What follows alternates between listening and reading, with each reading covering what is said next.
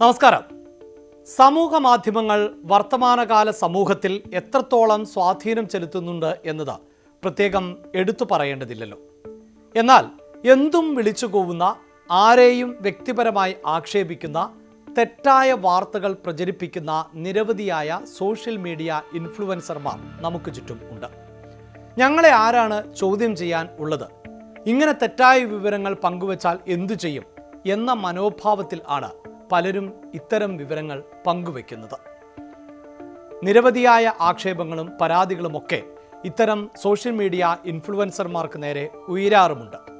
പക്ഷേ അവരെയൊക്കെ നിയന്ത്രിക്കുന്നതിന് പറ്റുന്ന നിയമ സംവിധാനങ്ങൾ ഇല്ല എന്നതാണ് നമ്മുടെ ഭരണകൂടവും അതോടൊപ്പം തന്നെ നീതി നിർവഹണ സംവിധാനവുമൊക്കെ നേരിടുന്ന പ്രതിസന്ധി.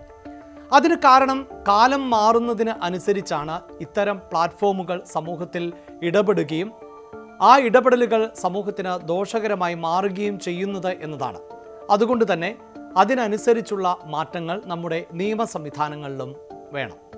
ഇപ്പോഴിതാ സമൂഹ മാധ്യമങ്ങളിൽ വാർത്തകളും സമകാലിക സംഭവങ്ങളും പങ്കുവയ്ക്കുന്ന സാധാരണ ഉപയോക്താക്കൾക്കും ഇൻഫ്ലുവൻസർമാർക്കും മേൽ കേന്ദ്രം നിയന്ത്രണം കടുപ്പിക്കാൻ ഒരുങ്ങുകയാണ്.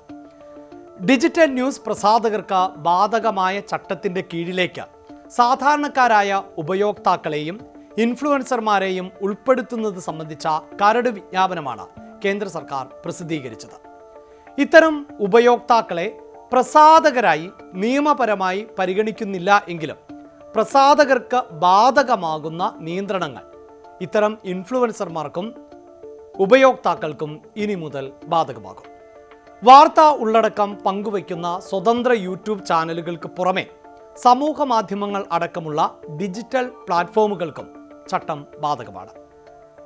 സർക്കാരുകൾ പുറത്തിറക്കുന്ന ഉത്തരവുകളും മാർഗരേഖകളും നിർബന്ധമായും സമൂഹ മാധ്യമങ്ങൾക്കുള്ള ഡിജിറ്റൽ പ്ലാറ്റ്ഫോമുകൾ പാലിച്ചിരിക്കണം എന്നാണ് വ്യവസ്ഥ. 2021 IT ചട്ടത്തിൽ ആണ് ഇത് സംബന്ധിച്ച് കേന്ദ്ര സർക്കാർ ഭേദഗതി വരുത്തുന്നത്. നിലവിൽ ഡിജിറ്റൽ മാധ്യമ സ്ഥാപനങ്ങൾക്ക് ബാധകമായ പരാതി പരിഹാര സംവിധാനവും ഉള്ളടക്കത്തിന്മേലുള്ള തുടർ നടപടികളും ഇനി മുതൽ സാധാരണ ഉപയോക്താക്കൾക്കും അതോടൊപ്പം തന്നെ ഇൻഫ്ലുവൻസർമാർക്കും നേരിടേണ്ടതായി വരും. ഒരു സമൂഹ മാധ്യമ ഉപയോക്താവ് പോസ്റ്റ് ചെയ്യുന്ന വാർത്തകൾ, സമകാലിക ഉള്ളടക്കങ്ങൾ ഇവയെക്കുറിച്ച് പരാതി ലഭിച്ചാൽ IT ചട്ടം അനുസരിച്ച് രൂപീകരിച്ചിട്ടുള്ള ഇന്റർ ഡിപ്പാർട്ട്മെന്റൽ കമ്മിറ്റിക്ക് പരിശോധിക്കാൻ സാധിക്കും. അങ്ങനെ പരിശോധിച്ച് സർക്കാരിനോട് നടപടിക്ക് ശുപാർശ ചെയ്യാൻ കഴിയും. ഉള്ളടക്കം നീക്കം ചെയ്യുക, ഉള്ളടക്കത്തിനൊപ്പം അറിയിപ്പ് നൽകുക തുടങ്ങിയ നടപടികൾ ശുപാർശ ചെയ്യപ്പെട്ടേക്കാം.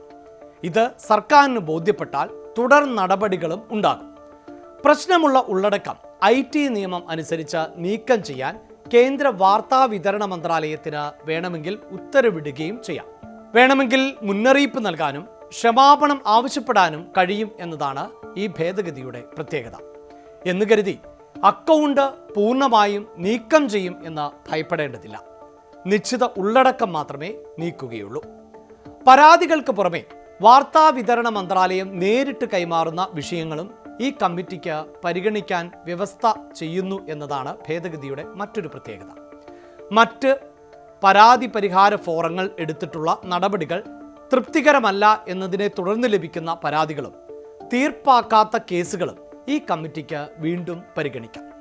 അടിയന്തര സാഹചര്യങ്ങളിൽ കമ്മിറ്റിയുടെ പരിഗണന കൂടാതെ തന്നെ പ്രത്യേക അധികാരം ഉപയോഗിച്ച് ഉള്ളടക്കം നീക്കം ചെയ്യാനും ഉത്തരവിടാം. IT നിയമത്തിലെ 69A എന്ന വകുപ്പ് ഉപയോഗിച്ചായിരിക്കും ഇങ്ങനെ നടപടി സ്വീകരിക്കുക. നിലവിൽ ഡിജിറ്റൽ ന്യൂസ് പ്രസാധകർക്ക് ഈ വ്യവസ്ഥകൾ ബാധകമാണ്. IT ചട്ടം അനുസരിച്ച് നീക്കം ചെയ്യുന്ന ഉള്ളടക്കം സംബന്ധിച്ച വിവരങ്ങൾ 180 ദിവസത്തേക്ക്, അതായത് 6 മാസത്തേക്ക് കമ്പനികൾ സൂക്ഷിച്ചു വെക്കണം എന്നതാണ് നിലവിലെ ചട്ടം. മറ്റേതെങ്കിലും നിയമം കൂടുതൽ കാലം ആവശ്യപ്പെട്ടാൽ അത് സാധ്യമാക്കുന്ന ഭേദഗതിയും ഉൾപ്പെടുത്തിയിട്ടുണ്ട് എന്നതാണ് ഇപ്പോഴത്തെ സാഹചര്യം. അടിയന്തര സാഹചര്യങ്ങളിൽ ഉള്ളടക്കം ഇട്ടയാളെ കേൾക്കാതെ തന്നെ ആ ഉള്ളടക്കം ബ്ലോക്ക് ചെയ്യാനും സർക്കാരിന് സാധിക്കും.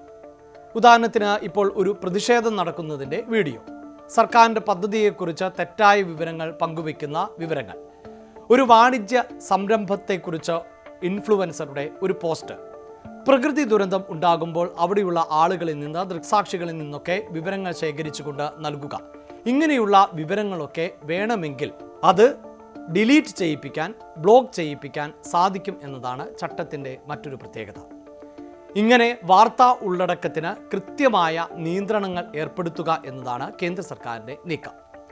യൂട്യൂബർമാർ, ഇൻസ്റ്റഗ്രാമിലെ റീലുകൾ സൃഷ്ടിക്കുന്നവർ, എക്സ് ഉപയോക്താക്കൾ തുടങ്ങിയവരെയെല്ലാം ഈ IT ചട്ടത്തിൻ്റെ പാർട്ട് 3 ഭാഗമാക്കുകയാണ് ഭേദഗതിയിലൂടെ കേന്ദ്ര സർക്കാർ ലക്ഷ്യം വയ്ക്കുന്നത്. ഏപ്രിൽ 14 വരെ ഈ ഭേദഗതി സംബന്ധിച്ച് പൊതുജനങ്ങൾക്ക് അഭിപ്രായങ്ങളും നിർദ്ദേശങ്ങളും നൽകാം. കൂടുതൽ വാർത്തകൾക്ക് News 18 Keralam YouTube channel subscribe ചെയ്യുക.